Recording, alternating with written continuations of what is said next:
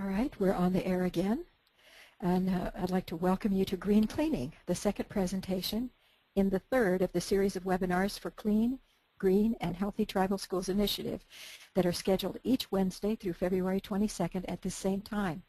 Several of the programs are double features, such as the two you're enjoying today. You're joining 94 other guests from communities, tribes, government agencies, universities, health and welfare organizations, schools, child care centers, and businesses.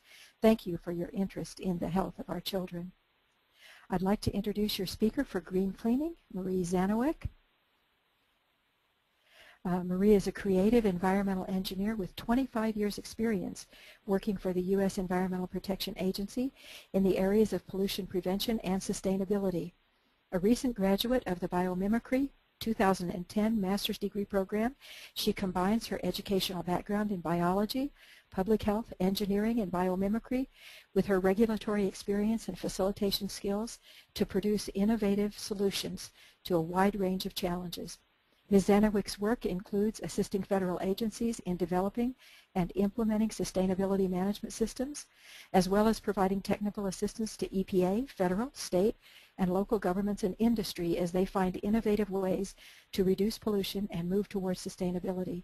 She serves on the Sustainable Operations Board of Directors for the U.S. Forest Service and as an EPA international expert to provide regulatory and sustainability assistance to developing countries.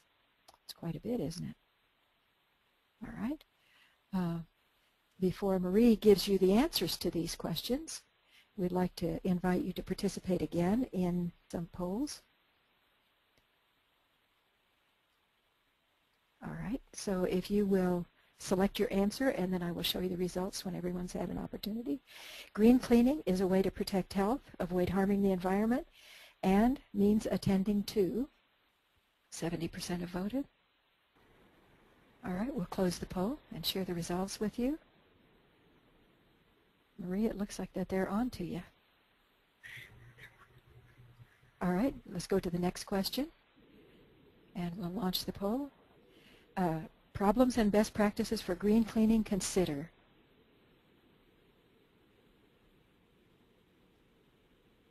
And if you'll integrate your answers. More thoughtful consideration here, that 15% have voted.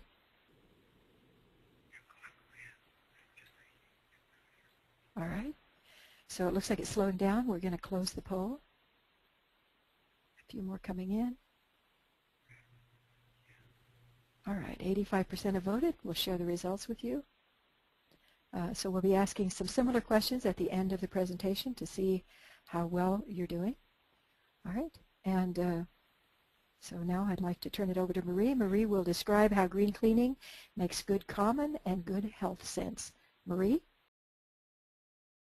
In this presentation, it's meant for tribal school staff and administrators so that after hearing the presentation, they'd be able to understand why it's important to use good quality green cleaning chemicals in the schools, how to identify and select green cleaning products for your schools, and how to apply green cleaning techniques to actually clean the schools. Next.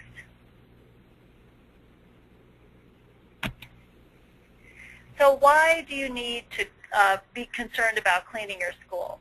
Well, schools house really vulnerable people. As Michael indicated in his presentation, the same applies to the chemicals used for cleaning. You know, there's a lot of vulnerable people, young people, in heavily used, densely occupied spaces. And half of our schools have problems with indoor environmental quality. And I think that's a lot of the reason why there's so much there's so many lung types of diseases with young people today. And of course, as Michael said, children are just more vulnerable to toxins because of their size. Next. So children are at just a much greater risk to all kinds of chemicals. They eat more food, they breathe more air, they drink more water, they play closer to the ground, and they touch things on the ground that they can then put in their mouths. They are unable to detoxify or process toxins in the same rate and like children do, like adults do. And they have rapidly developing and sensitive neurological systems in the brain. So those chemicals affect their development much more closely. Next. So the cleaning staff are also at risk from toxic chemicals.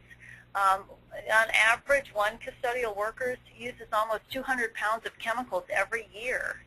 And unlike a lot of other professions, there's not a lot of training that goes into training people who provide janitorial services. We just assume that people who do those services know how to do them and know how to use the chemicals. But over 25% of the chemicals used for cleaning contain hazardous substances, and custodial workers experience one of the highest rate of occupational asthma, not only because of the chemicals, also because of how the chemicals are used.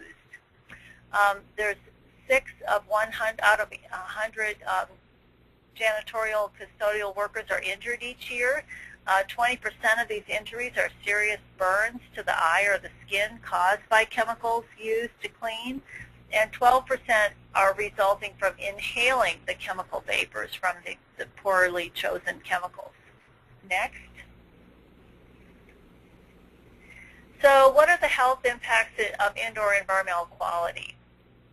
So of course we've already heard about asthma. That's really on the radar screen these days. But a lot of children and custodial workers and teachers and staff in the schools have allergies and sensitivities. And what can happen is once you're exposed to a chemical substance, you can develop a sensitivity, so even a small amount of the chemical will cause an allergic reaction in the future. You've heard about some of these through the sick building syndrome and other building-related illnesses. And the results are increased absenteeism, reduced productivity, and people absent from school. Next. So how do these chemicals get into the children? Well, they inhale it. That's a big one. They can absorb it through their skin. As we said, they're touching these surfaces a lot and bringing their fingers to their mouth. They can absorb it through the skin. They can ingest it by putting their fingers in their mouth, and they can, through injection, like puncture wound, or there might be some chemicals on a scissors or other sharp objects that get under the skin. Also, paper cuts or other kinds of cuts allow for a route into the body. So what do you do? So for cleaning for indoor environmental quality and health, we need to look at really what is in these common cleaning products. And in a lot of cases, they're linked to new cases of asthma, or they can trigger asthma episodes. Since the nervous system and the brain are developing organs within a child, there's a lot of harm to the nervous system and the brain. Also, the reproductive organs, kidneys and liver are highly affected by chemicals. You can have irritated eyes and headaches caused by chemical exposure, breathing problems like we've already discussed, asthma and other illnesses. A lot of these chemicals disrupt the system by acting like hormones, the hormone reactions that occur in the body. And also a lot of the chemicals are carcinogens, so they cause cancer. Next. So what's the solution? Well, we want to use cleaning products that protect public health without harming the health of the children, the personnel, and the environment. Because first of all, we want it to be healthy. And a lot of people believe that cleaning surfaces is the most important way to keep children healthy in the school, and that certainly is important, but we need to use the right products in order for that to happen. So next.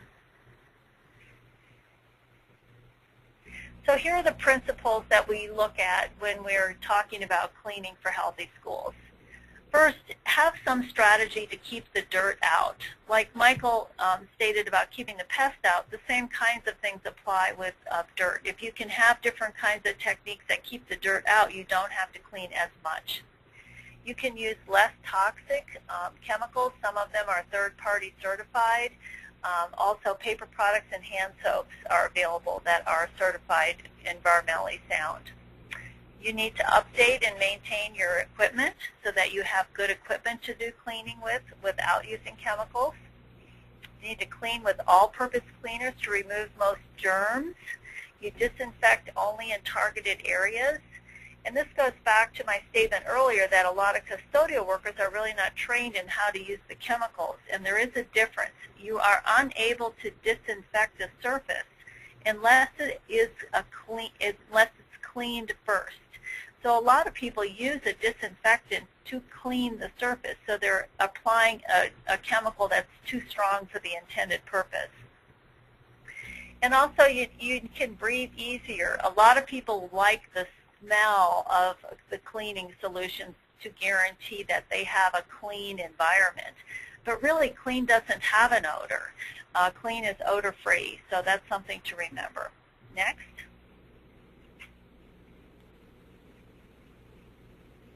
So the key elements for green cleaning of schools is that you need to work with the staff at your school who are responsible for purchasing and using cleaning supplies. And that's extremely important. I worked with one facility that changed out all their products to put in some new environmentally sound products, but later realized that a lot of the old products were reappearing in the facility because the cleaning staff didn't like the new products, and they were using their own money to buy new cleaning products and bring them into the facility. So in working with your staff at your school to see if they like the product, do they like the smell of it, does it do the job, is it the right product for the job. So first you need to evaluate your current cleaning problems, products, and methods. How do you clean, where do you clean, and what kind of products do you use? Next, you would develop a pilot project to test a few products and see how that goes. You need to train the staff with the new products and methods to make sure they understand how to use the new products, because sometimes the new products have a different use strategy than the old ones. Request feedback from the user on how the pilot is going. Do they like it? Does it do the job? Is it strong enough? Is it not strong? Or is it too strong? And then gradually phase in more green cleaning products.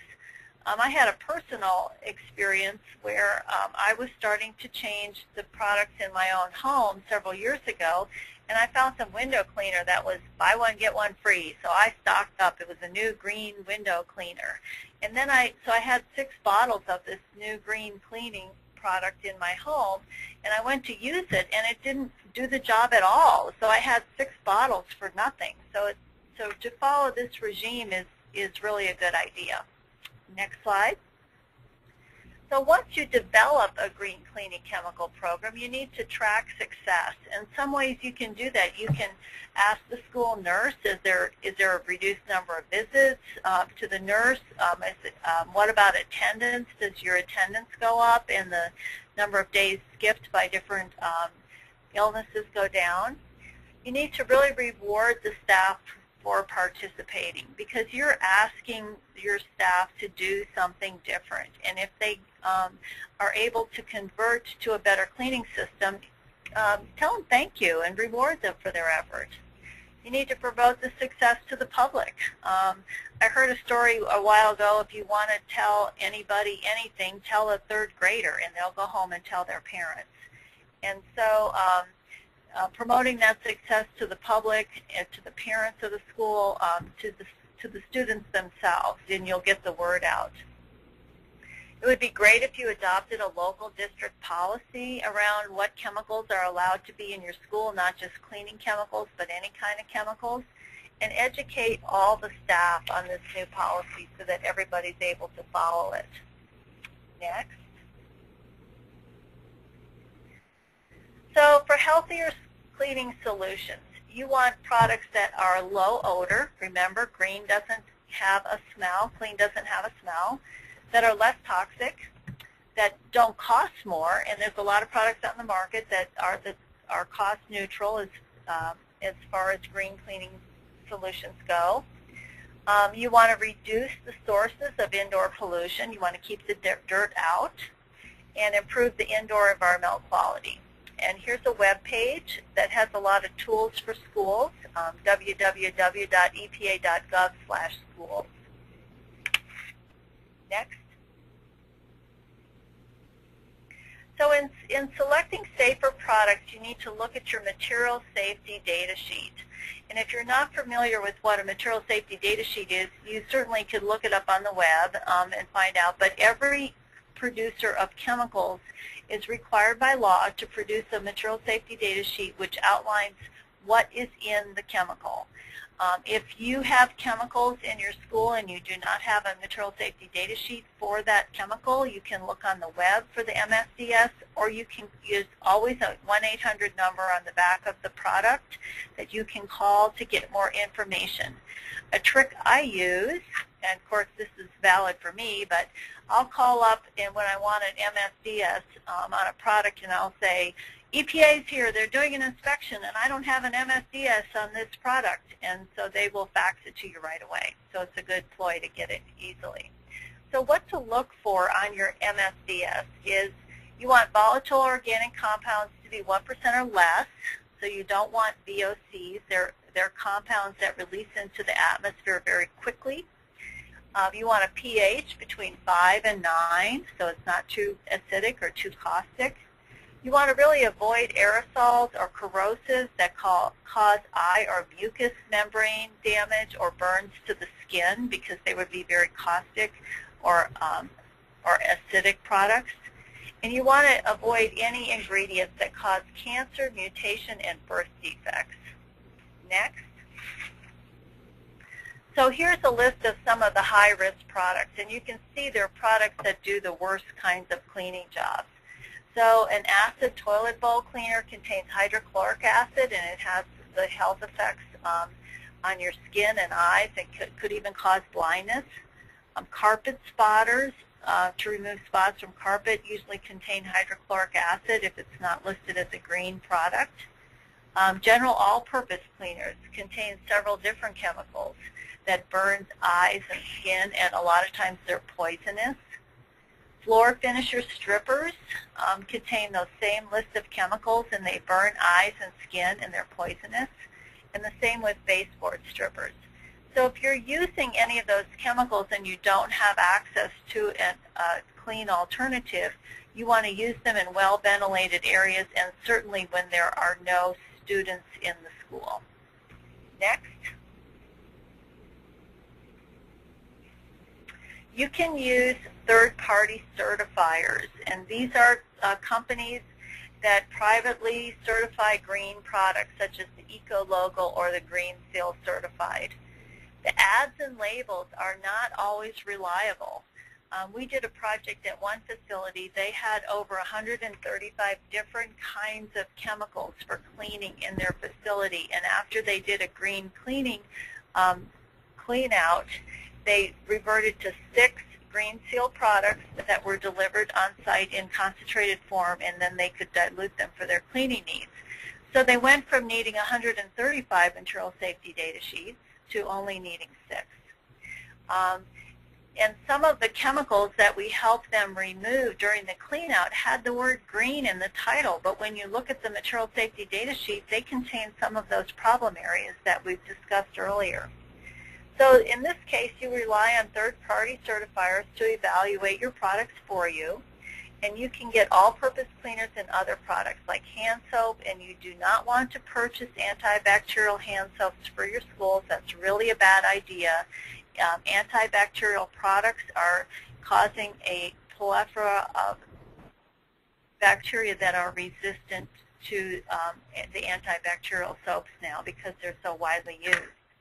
You can get paper products that are chlorine-free or made out of recycled products, and you can buy tissues and towels on large rolls to save in packaging. So it's not just with cleaning products, but with a lot of other products. You can look for seals like these. Next.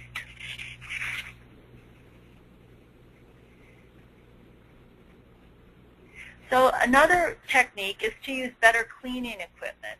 So you want to use updated equipment to reduce the particles in the air. A lot of new HEPA vacuums or microfiltration mops can be used to pick those fibers up. Those are some of the new updated equipment. You want dirt-grabbing walk-off mats inside and outside of the entrances so you can keep the dirt out. You can get it removed from the soles of their feet before they walk in the building. Use microfiber cloths and mops are a good way to clean. And use high filtration vacuum attachments on your floor care equipment so that you can suck up and remove the dirt with a lot of the dirt without having to use chemicals. Next.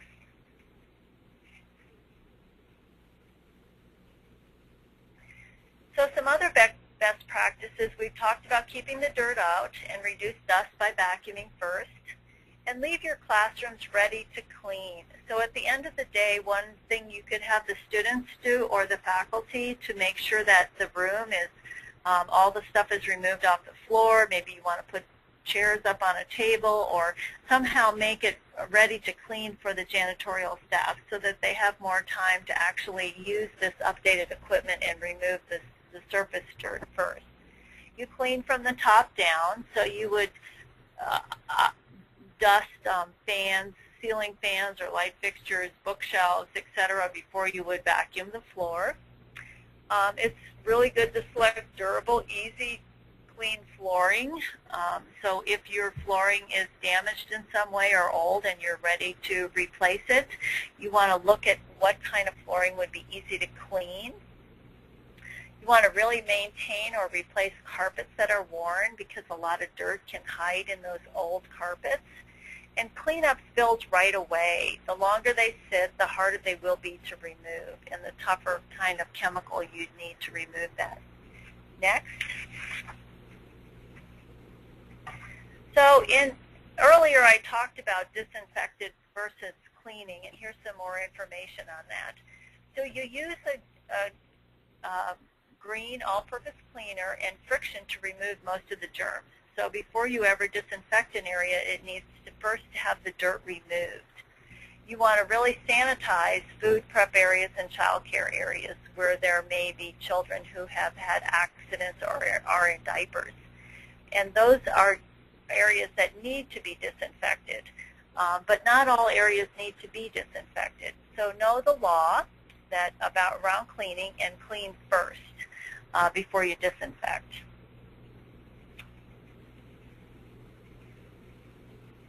So there may be some implementation challenges when you try to convert to green cleaning chemicals. Like I mentioned earlier, teachers or children might supply cleaning products. There might be an excessive demand for disinfection, and we need to really educate people about the difference between cleaning and disinfection. Classrooms might not be ready to be cleaned, and so the janitorial staff has to spend a lot of time actually picking up things before they can clean, and they may not have enough time to do a really good job.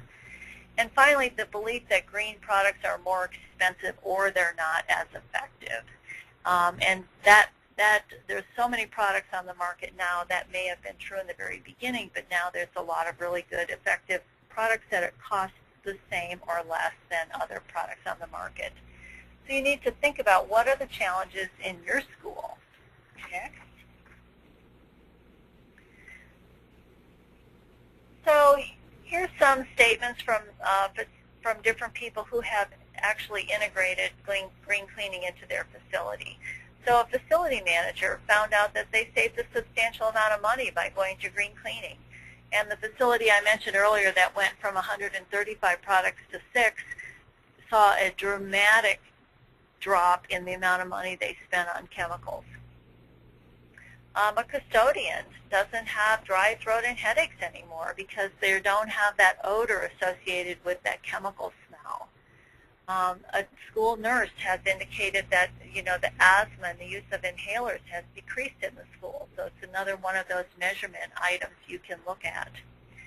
And a parent would really recognize that whatever was causing the rash on their student was gone because the green cleaning chemicals probably was some kind of surface contaminant that was causing a health outbreak in that child. Next. So what are the regional policies or issues that you have to deal with in your school? One of the things we mentioned was that if you could have a regional policy requiring the use of green products, a lot of times in the middle schools and high schools, this kind of policy is spearheaded by the children, which makes it really effective. Are there policies requiring indoor air quality programs in your school? Are there organizations supporting safer chemical or toxic use reduction in your area? Are there environmental health, parent, labor, and educational associations and advocates? Are they all united in getting this done in your school? So the question you need to ask yourself is, what are the next steps towards green cleaning and chemical policy reform for your school or for your school district? Next. So there's several sites where you can get more information. One is the Peaks to Prairie webpage. They have a wide range of information about green cleaning in schools. www.cleaningforhealthyschools.org, and the one I already mentioned was at the www.epa.gov/schools webpage. Well, thank you very much, Marie. We'll get to your questions next, but we hope that Marie's presentation on green cleaning has added to or refreshed your knowledge on the issue. Will you let us know how well you've listened by responding to the polls? So here's the first one. Green cleaning considers both problems and best practices, such as 50% have voted. So about 80% have voted. We'll close the poll and let you see the results. And Marie, I'm going to go ahead with the second question, and then you may have a comment you might want to make about the results of the polls. So protect health and avoid harming the environment through green cleaning by considering. If you'll vote again. All right, 80% have voted. I'll close the poll. Share the results. Marie, you have any comments about the results of the poll? Sure. On the first question, where green cleaning considers both problems and best practices, so all of them applied except for leaving spills to dry is the best practice. You should always clean up spills as soon as possible, but you certainly, a problem certainly is excessive demand for disinfection. The belief that clean has to have a smell, that's a big problem. We need to overcome that. And the practices such as reduction of dirt and cleaning from the top down are best practices. So you should never leave a spill to dry in place. On the second question, the correct answer is all of the above. You need to have updated and good maintained equipment. Use proper cleaning practices with the chemical that you're using, such as cleaning before disinfecting. Have products and supplies that have either a green label or you've looked at the material safety data sheet. So all of the above is the correct answer. Thank you, Marie. All right, so we want to see if you have any questions.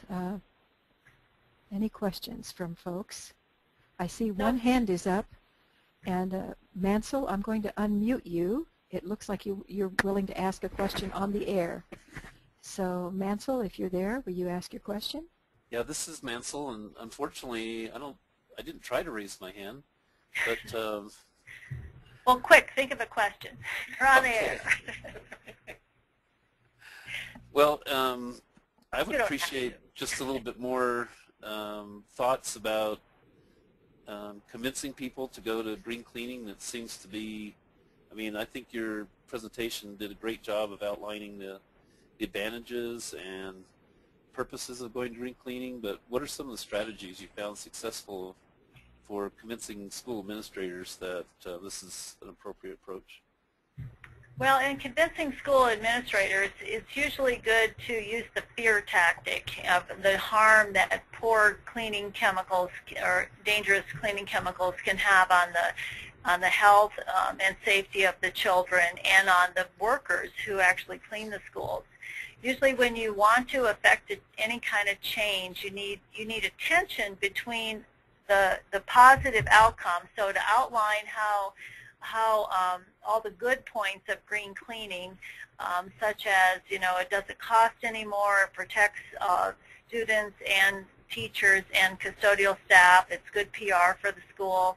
And then you need tension on the other side, the fear factor of if you don't do that, what would happen if a student had increased asthma or even had some really debilitating reaction to the chemicals that you were using.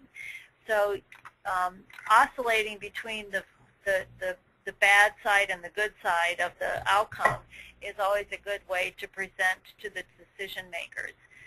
Get other organizations involved, the school nurse, the parent-teacher organization. In middle school and high school, it's always good to get the children involved. Maybe there's a chemistry class that could really look at the material safety data sheet for the chemicals that are used in your school. So those will all be techniques that you could use to convince school administrators. The other thing I would do is if there's any schools in your area that have switched to green cleaning, it could act as an advocate for you switching out to better cleaning products would be a good avenue to pursue. Thank you, Marie. And I see Sandy's hand is up. Sandy, you're welcome to say more about yourself if you'd like and ask Marie your question.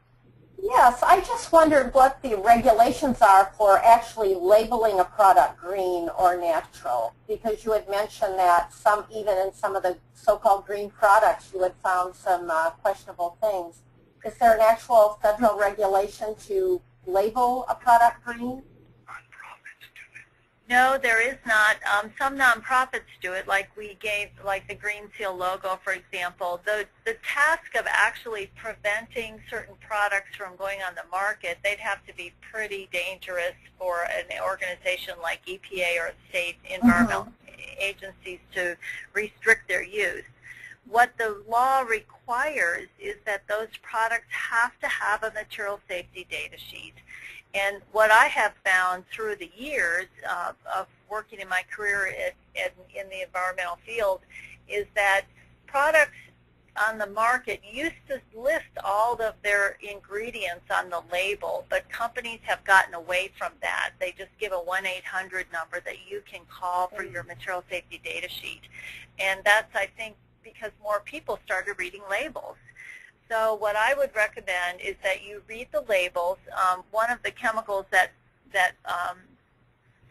we removed from that facility I was talking to had green in the label, and they bought 55-gallon drums of it before they ever read the label, and it contained some carcinogens.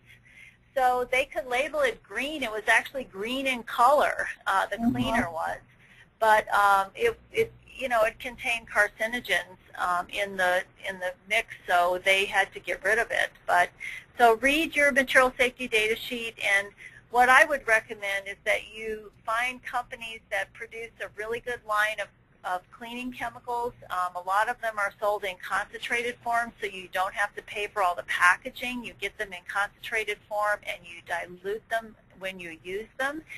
And different kinds of chemicals can be used for a lot of different cleaning situations. You don't need 135 different kinds of cleaners. You can use just a few different kinds to do the job. But always do your research. Buy into a set of chemicals that suits the needs of your janitorial staff and that has a smell or no smell that is acceptable to the people who occupy the building and who clean it, and just stick with those. Thank you, Sandy, and thank you, Marie.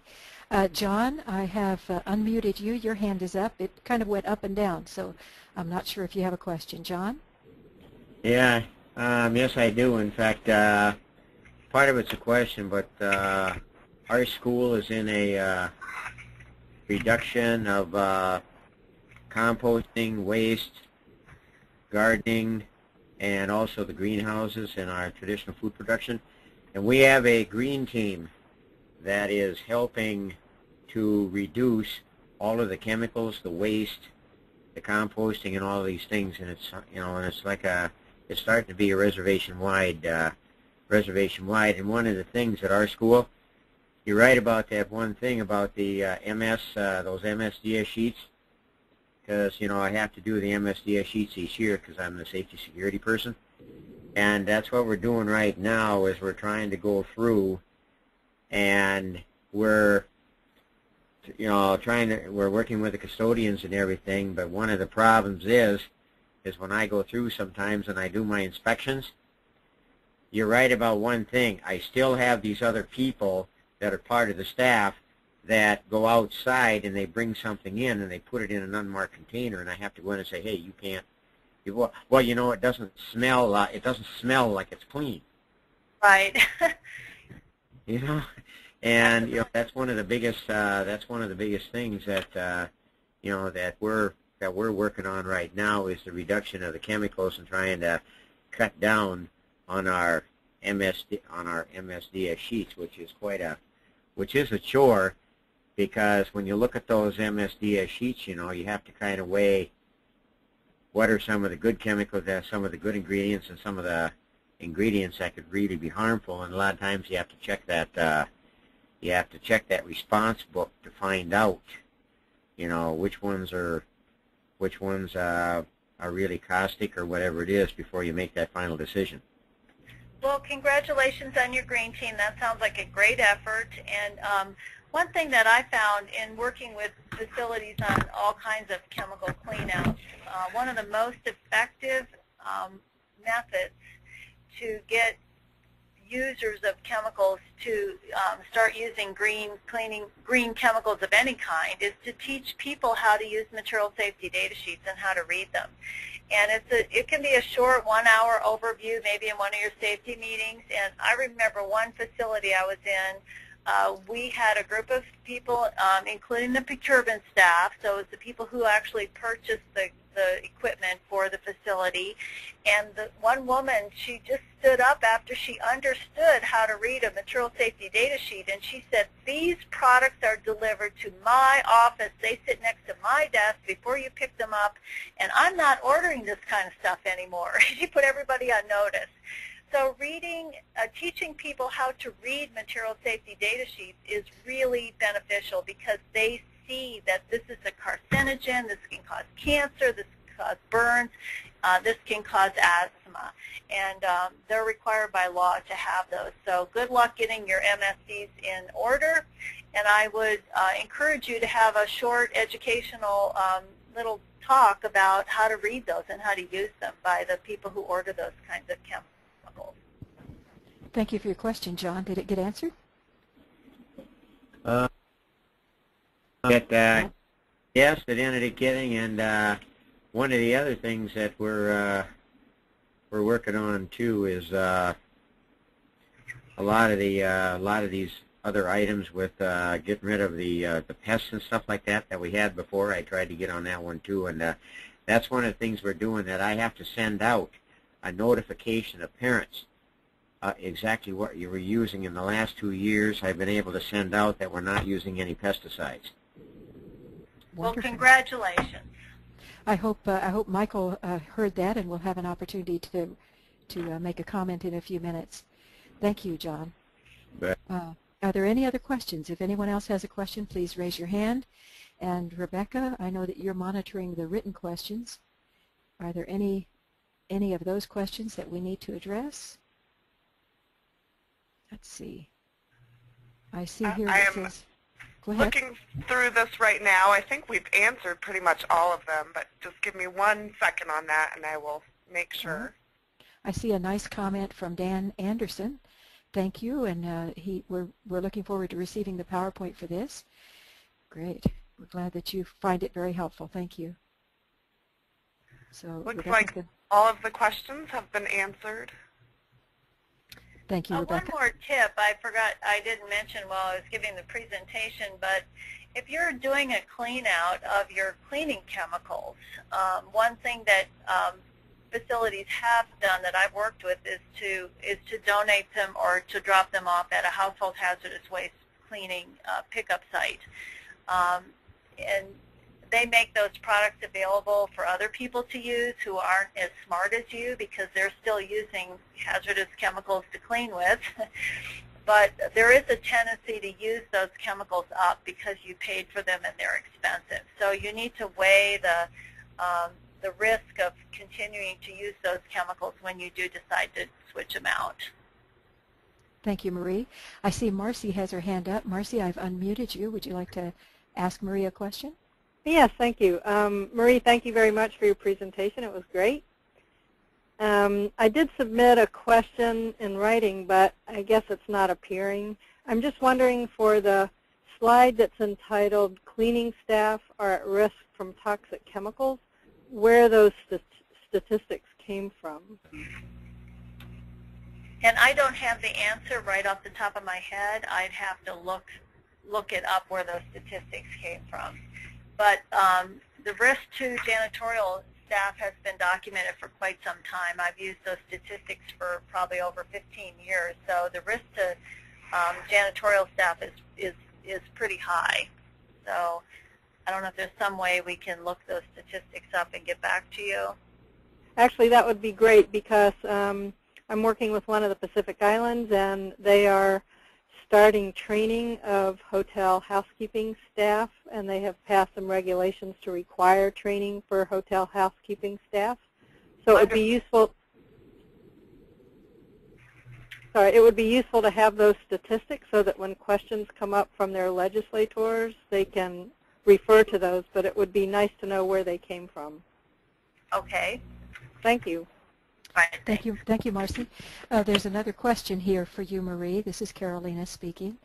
Is there a class on how to mix chemicals the proper way? And this is a question from Jamie. And I'm not sure what you mean by mixing chemicals the proper way. If you buy concentrated chemicals and need to dilute them, those instructions would come from the company that provides those. The systems that I've seen installed have set containers that and set amounts that come out of the concentrate. So, for example, if you're preparing a window cleaner from concentrate, it requires like 1 squirt and then fill the bottle to the top so that there's no overuse or underuse of the concentrate. As far as mixing other chemicals, I would just highly recommend you never mix 2 different kinds of chemicals together unless you're really, I can't imagine why you would want to do that, but there's a lot of cleaning chemicals that cause reactions when they're mixed together. And it's like ammonia and bleach, for example. Those should never be mixed. So I would just recommend not to mix chemicals together. Thank you. I'm looking at the written questions. Amy M., you've got a couple of comments and questions here. Are you available to just speak on the air because I can't, I've only got part of your question for some reason. Amy M.?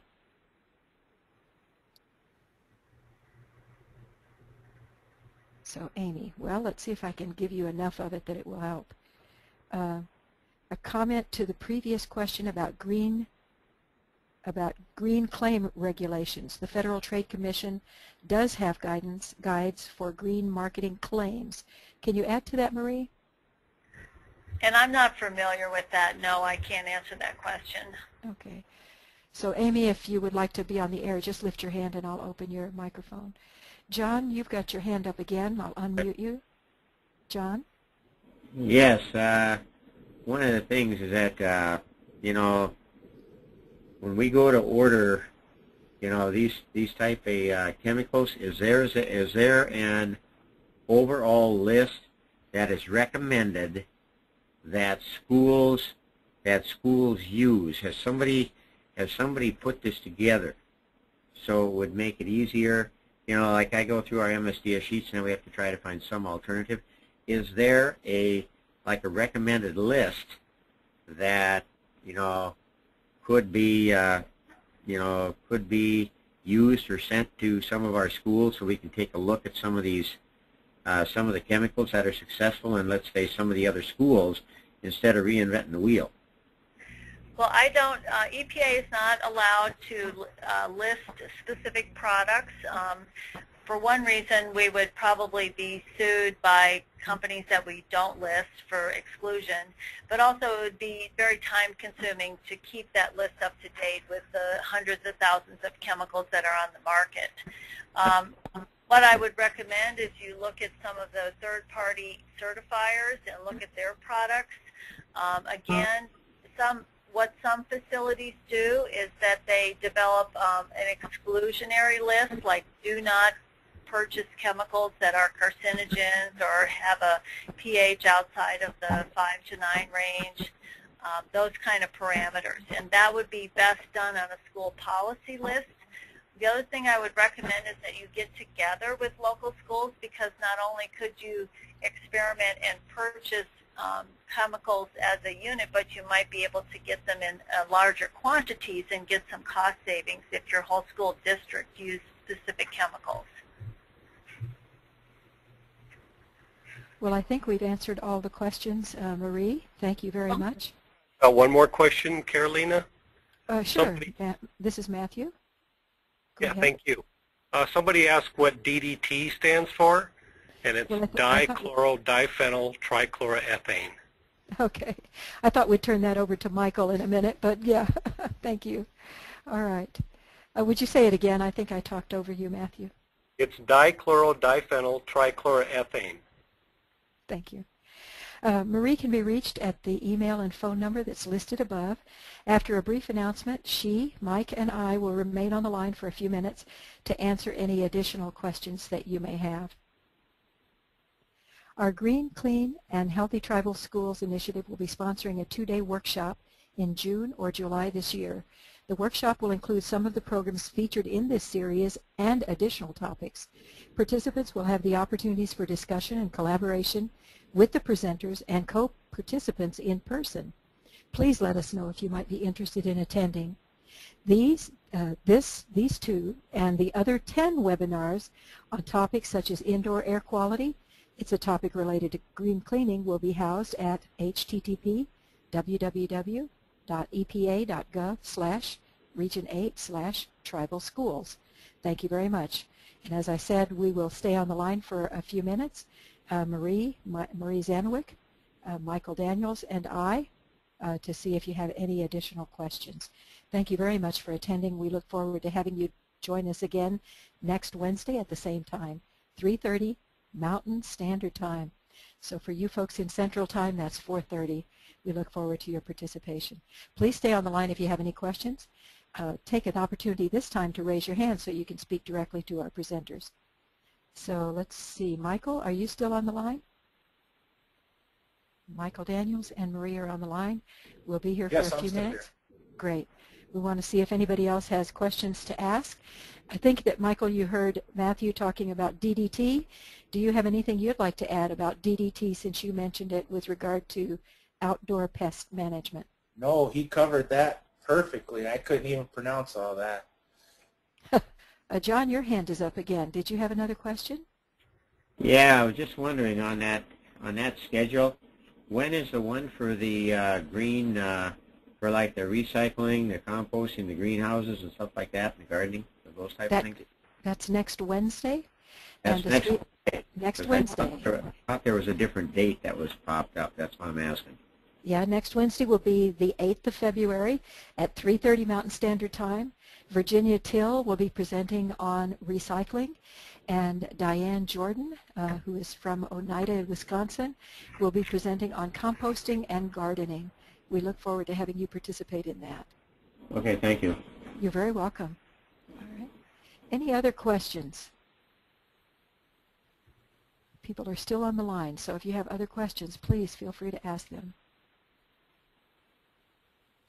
I'll look at the typed questions to be sure that we're getting everybody.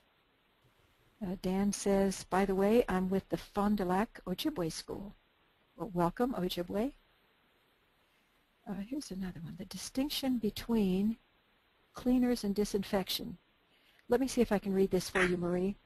Just a comment that you might want to clarify is the difference or distinction between cleaners and disinfectants and sanitizers. The latter are regulated as pesticides, and there are currently no green label programs that apply to disinfectants/sanitizers. If a facility determines that it needs a disinfectant, it's critical to follow the label very carefully. It's considered a legal document. So I think it was a statement, but Marie, do you have anything to add to that? I think that's pretty self-explanatory. Again, you need to clean, the surface needs to be clean of dirt before it can be disinfected. So you have the dirt gone, but you may have some bacteria or germs on the surface, in which case you would need a disinfectant. What the problem, people use disinfectants as cleaners, or they disinfect areas that do not need to be disinfected. Thank you. Michael, Alfonso asked this question. There are pest control claiming that their products are green products and that they will be okay to spray when the public is present. Would you have a comment on that? I highly doubt that. That's just not good practice to spray when people are right there. And I'd beg to differ. I'd like to see the MSDS sheet on that, and they need to actually show the sheet to what's being used, and I don't agree with that at all. All right, and Seth points out that of course don't apply them when the kids are present, but some have entry restrictions after applications too. Do you have Yeah, sure. That's the re-entry interval. Most of them, all you have to do is look on the label. The label is the law. So I can almost guarantee that they're going to say, the re-entry interval should be, 24 hours, 48 hours, somewhere around in there. So, he's absolutely right. Okay. Says the Federal Trade Commission does have guides for green marketing claims. Marie, anything to add to that? No, I think that was a previous question, and I don't have a comment on that. All right, thank you very much. Well, we still have people on the line. If you have questions and you're willing to speak on the broadcast, please raise your hand. Click the little hand symbol on the left-hand side of your control panel. We'd be glad to have you speak with us. Some interesting names still present here. All right. If nothing comes up, is there anything you'd like to add as a close? Marie, anything to close with, Michael?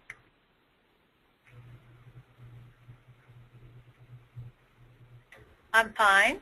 Okay. No, I don't. All right, Yeah, thank good you. luck with your program, and I think it would have a really good results both for the people who use the building and for the janitors who clean it. Great. Well, for those of you who are still connected with us, thank you very much for staying around for the additional questions. Thank you, presenters, both Michael Daniels, who presented Integrated Pest Management, and Marie Zanowick, who presented Green Cleaning. I'm sure that the information was helpful and either informed you or refreshed your knowledge. We look forward to seeing you next week at our triple play, and the triple play is recycling, composting, and gardening. Again, thank you very much for participating, and we look forward to seeing you on the next 3 webinars. Good afternoon.